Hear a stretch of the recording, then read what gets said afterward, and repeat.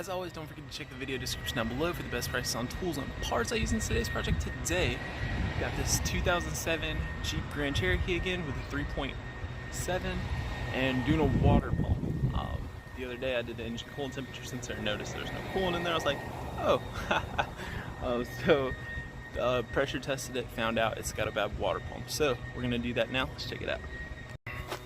Okay guys, now this is a pretty simple project, pretty straightforward. First thing you're supposed to do, supposedly, is go down to the bottom of the radiator and turn the drain cock and drain all the coolant into a container. I never do that. I just stick a container up under there and take the water pump out and it all fall in there. It's kind of the easier way to do it. So then we got to take this belt off. All right, it's a 15 millimeter right there. You pull this guy right and you'll see it loosens your belt. And go ahead and just take the belt off completely. That way coolant doesn't get on your belt, because that can ruin the belt and make it make noise after you're done with the job. And then basically guys, on this one, there's no fan screwed on. So we're just gonna be taking these bolts off. I think we gotta take this idler pulley off. And see, we got an electric fan. If you do have a fan that screws up there, you can go to your local parts store or check the video description down below for a special tool that'll allow you to stick some pegs in this pulley and hold the pulley, and then it'll be probably, I don't know, like a 36 or a 30 or something nut on here, and you'll spin lefty loosey. Sometimes they're reverse threaded. I think this one's just a regular thread. So spin lefty loosey. Of course, if it just keeps tightening it up, try the other way. And then you'll be able to spin the fan all the way off. But like I said, ours doesn't have that, so we're just going to be taking this belt off, taking this pump off, putting the new one on. And here, I'm just going to pull on this guy right here. Just going to go ahead and take my belt off, loosen, and then just kind of pull this belt off. Next, I'm just going to come right through here. This is your outer pulley, that was your tensioner pulley. I'm just going to, I've already broken them loose, but now take them all the way off with that. Make sure, let's see, on the inside doesn't look like there's a spacer or anything, but on the outside there was that little piece right here. Let's see, so just remember how that all kind of goes on there. Take note when you take it off. Now we can see all of our bolts. So we got one there, got them through there, and then up under there. Okay guys, and next thing I did is I went through and broke them all loose. They're 13s, and I believe there's 3 of them. This one, and this one. They may have some Loctite on them, or they may just be corroded or something, but I believe these are the longer ones, and those you're gonna have to, you know, keep using your ratchet. The other ones, once you break them loose, they'll be loose, and you can just use your electric ratchet. It's a Milwaukee 3/8. It's gonna make this job a lot faster. So you can see this one should be loose. Yeah, this is probably a short one. Yeah, and then just set them down. Oh, come on, one-handed. All right, now you can see these other ones, those 3 I pointed out. You can see they're on there pretty good. And this is not, that's not gonna take it off, so I'm gonna have to probably hand do those 3, but the rest of them, they'll just all come out fast. And when you go to put those long ones back in, it should go back in pretty quickly and not as difficult, because you've taken it out and the Loctite is not as bad or whatever. So I'm gonna finish taking these out and then I'll show you the rest. Okay guys, I got all my bolts out, and you can kind of see this is a better picture of where the bolts are. Like, that's your top bolt, that's your top bolt. And you can see there's none like directly below it. It's just the bottom right side and the bottom left side, and then you should be able to see the rest from the top. So once you get all those bolts out, and you'll have, I think, 5 short ones, 3 of the longer ones, and those are those 3 I pointed out earlier. You're just gonna go ahead and in here, and yep, come right out. So just pop it a little bit so you don't have a whole lot of water, and I believe that's just water. So this is actually beautiful because we have this style gasket is preferable because you usually don't have to like do a whole bunch of cleaning because it's not a paper gasket and it just fits right in there. So that's a plus. That'll make this job a lot easier. We will just kind of go ahead with a rag or towel and just kind of wipe it down, just make sure it's semi-clean. But when you bolt this thing up, this thing protrudes. This gasket does, you can see, and so it's going to seal up really nicely.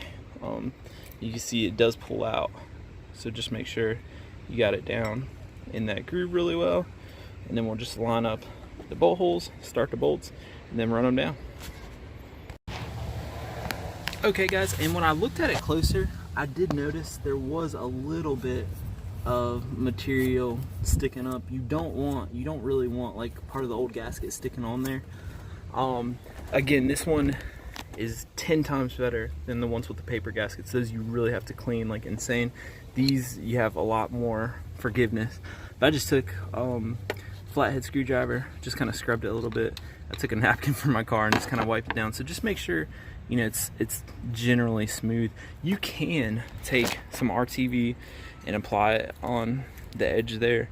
It's a little extra insurance, but these are pretty good at sealing up. So I'll just go ahead, stick mine on here, put the bolts, and like I said, we'll run them down. Okay, and when you're going to put everything back together, if you didn't remember exactly where the bolts go, the shorter ones will immediately be threaded, and the longer ones will not immediately be threaded. So it's just a quick way for you to be able to, you know, kind of see. And then also, I always tell myself, you know, I'm just gonna slap it back on there, no RTV. But I always chicken out and be like, man, I don't want to come back. So I'm gonna put RTV on this. This is just like some ultra gray. Basically, you take your little thing, you open it, you just stick it in that little hole. Boom, it'll pop a hole in there. And then I'll have some nice little RTV. I will put it on my finger. Just take you a nice little bead, and then just start to work your way around this gasket. Just a nice little coat. Doesn't have to be too crazy, and this is just a little extra insurance if, you know, there is any. I don't even have my hand in the camera. If there is any kind of issue with it sealing, or any weird kind of little holes or something, imperfections in the mounting area, that will help all that. I know some of you guys are like, man, you need to get a camera stand. I do not care. Let's see. Okay guys, so we got our water pump, got our nice little seal going on, and I've taken the 2 long ones, and we're just gonna kind of reach in here, kind of go down, and then we will just go ahead and see how I'm kind of lining the bolts up, those areas. And then look at that, if I can do it one-handed, you could do it with 2 hands. So that's it. Just go ahead and push them up there. You can go ahead and start your other bolts, and then I'll run them down. Alright, so next we got these 13mm bolts, and you're gonna run them down just right, not snug, but just right until it like actually hits the surface of the water pump, and then we'll start to go and snug each one of them like a crisscross pattern.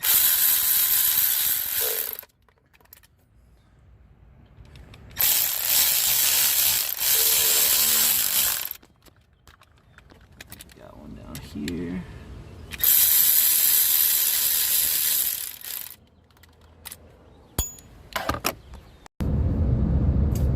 Alright guys, and that was pretty much it. I ended up talking to my customer and didn't finish the video outside, but I mean, you pretty much saw everything. We were doing the installation, and if you saw the removal, it was the reverse of the removal for the installation. But a couple little notes. Just go ahead and snug each one of those once you got it flush, then kind of snug the bolts in a crisscross pattern. Of course, go ahead and put your belt back on. Oh, be really careful not to over tighten those water pump bolts, because you can snap them off and then you have a really big problem. So yeah, go ahead and before you put your belt back on, and in some cases if you have that external fan that's got to go on, it might be a good idea to go ahead and just fill your system back up with coolant and then pressure test it, and then that way if you have a problem with the water pump, you can go ahead and fix it in instead of, you know, going back. But if you don't have a pressure tester, you just gotta believe it's good, I guess. Also, there is, I'll try and post a picture of it, but your coolant hose that's gonna be on the driver's side, it runs into a little thing, and then it's got like an Allen screw, okay? When you're filling it up, you're gonna need to take that thing all the way out. Oh, I gotta turn here. Oh, that truck doesn't want to let me. Hey, there's no laws that say don't film and drive, y'all. Okay, so you're gonna have to take that Allen screw all the way out and then fill it up from your radiator. And once the fluid starts to come up to that little area where the top of your radiator hose goes into, you're gonna have a hole there because you took the screw out. Once the fluid starts to come up and come out of that hole because you're pouring it in your radiator, then take your little screw it on, and then just make sure the radiator is full, and then tighten everything back up. And that is pretty much bled out. On most of those Jeeps, you don't have to, for like, you know, usually run the car for 15 minutes with the radiator cap off, watch all the air bubbles come out. It's pretty much bled out. You can, if you want to, just run it, you know, 15 minutes and watch the air bubbles come out. But from my experience, most of the time it's all the way bled out. Make sure you get your reservoir filled up too with a 50-50 mixture. Got a lot of sunlight coming in here, sorry about that. But that is it, guys, and I'm trying to think if there's anything else. So you got all your bolts tight, got your belt back on. Yeah, take note before you do the project. Take note, probably take a picture of the belt and how it's sitting on there. That's pretty much it, guys. So thank y'all for watching, and if you have questions, leave them in the comments down below. I may not be able to get to them, but I'm sure there's guys watching it who can respond and help, and if I can, I will comment and respond. So thanks for watching, see you next time.